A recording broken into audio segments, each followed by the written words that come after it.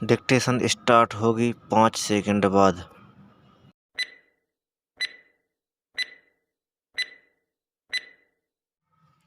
महोदय, यह बड़े गौरव और प्रसन्नता की बात है कि हिंदुस्तान में 10वां विश्व युद्ध का आयोजन किया गया था, जिसमें लगभग 40 देशों के प्रतिनिधियों ने हिस्सा लिया था।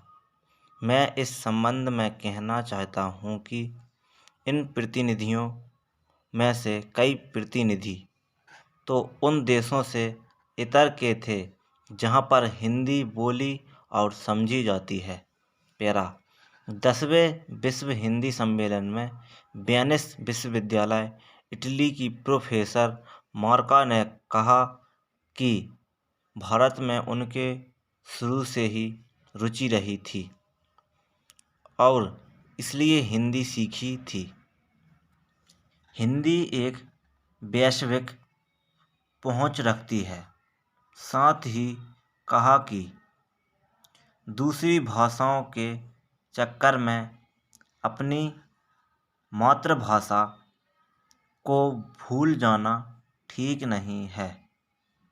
चीन के प्रतिनिधि ने धारा प्रभाव हिंदी में अपनी बात रखते हुए कहा, हिंदी दुनिया की बड़ी भाषा है और इसका लगातार विकास हो रहा है।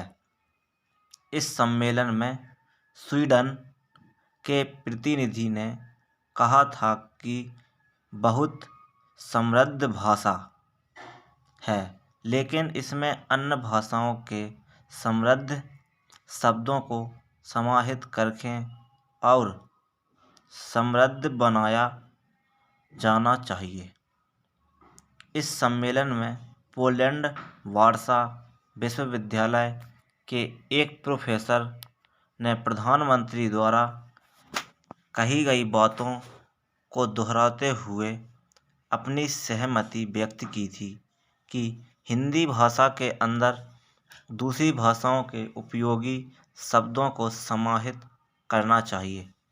एक प्रतिनिधि ने कहा कि मैं महात्मा गांधी के विचारों से प्रेरित होती रही हूँ, इसलिए उनको जानने के लिए उन्होंने हिंदी सीखी।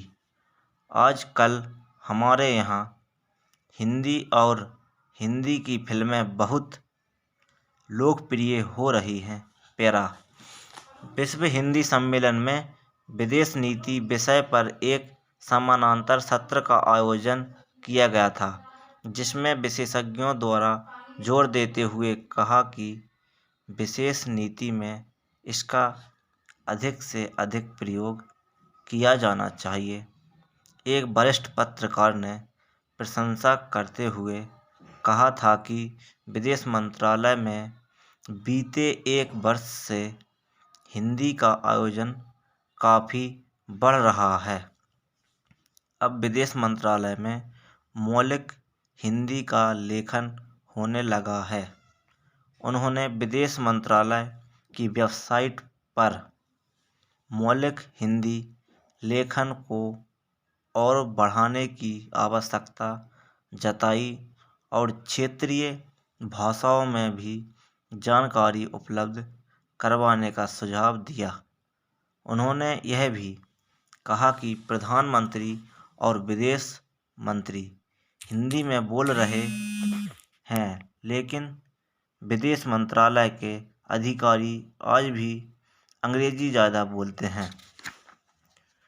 पैरा उपाध्यक्ष महोदय, अब मैं आपसे अगला प्रश्न करूंगा कि मेरे ज़िले की रेत खदानों की किस्त कतिपय लोगों की मेहरबानी और मिलीभगत से जमा नहीं की गई है। ऐसी लगभग 10 खदानों का निरीक्षण किया गया है जिनका अनुबंध ही नहीं किया गया। इस प्रकार लाखों रुपयों की हानि सरकार को पहुंचाने का प्रयास किया जा रहा है। जिले के खदानों के माध्यम से जो रॉयल्टी ग्राम पंचायत को प्राप्त होती थी वह नहीं मिल रही है। रॉयल्टी नहीं होने के प्रबंध में सरपंचों द्वारा शिकायत की गई। Full stop.